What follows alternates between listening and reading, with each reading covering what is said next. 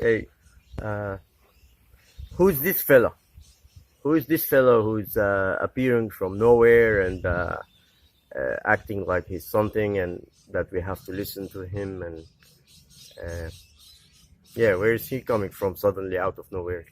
Like, uh, yeah, people comment like that when they see my videos or suddenly talking about Jesus and saying things that are probably too big for myself and for anyone else out there, um, not realizing that in and of myself I'm nothing and no one is anything anyway. It is God who, it's all about God and his purposes and plans and who he chooses to bless in whichever way and why he's doing that to bring about his plans in this, to establish his kingdom. So I just want to read for you. More of these comments are going to be happening uh, in the coming days because I believe God is about to do something marvelous and mighty in this land. Let me read for you a bit of chapter 6 from Mark. I will just open to that and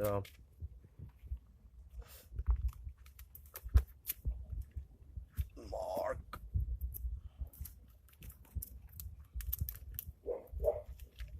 Mark chapter 6.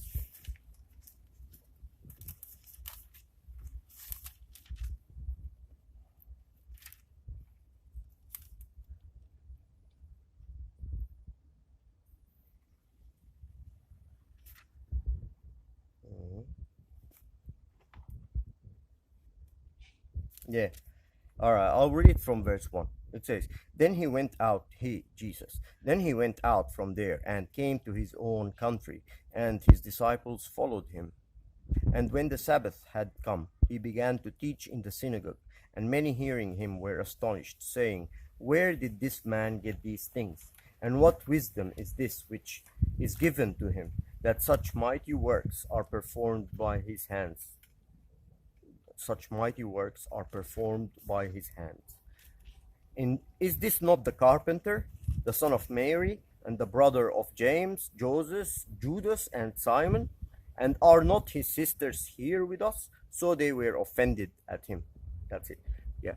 So, Jesus, all they are seeing is this man, just a man, the flesh uh, component or part of him, and they are not seeing beyond that. They just see this man. And is teaching with authority and marvelous wisdom and and doing miracles and healing people and all that. And yeah, they got envious and jealous and angry with his with these things, and they were offended at him. But you know the verse after this one, I will take you to 1 Corinthians chapter 1.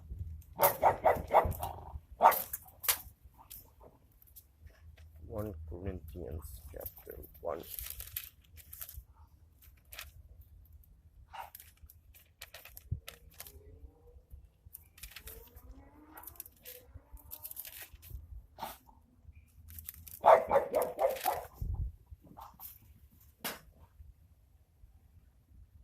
I'll read from verse 23.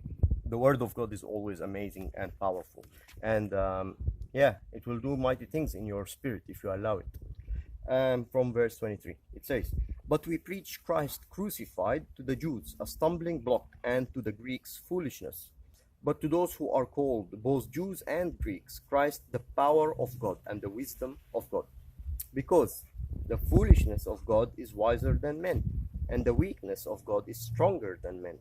For you see your calling, brethren, that not many wise according to the flesh, not many mighty, not many noble are called. But God has chosen the foolish things of the world to put to shame the wise, and God has chosen the weak things of the world to put to shame the things which are mighty. And the base things of the world and the things which are despised, God has chosen, and the things which are not, to bring to bring to nothing the things that are, that no flesh should glory in his presence.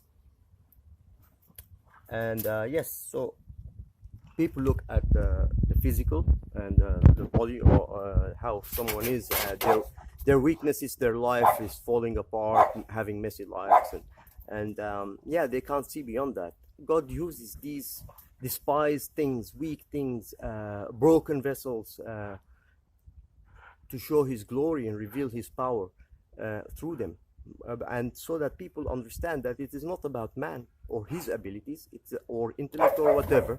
It's about God and his power and ability and greatness. And yeah, so glory be to God. And I pray that people do not get offended in the coming days as they see God's power revealed in my life, and but rather that they would humble themselves and come to Christ, know him and his goodness and love, because it's not about me.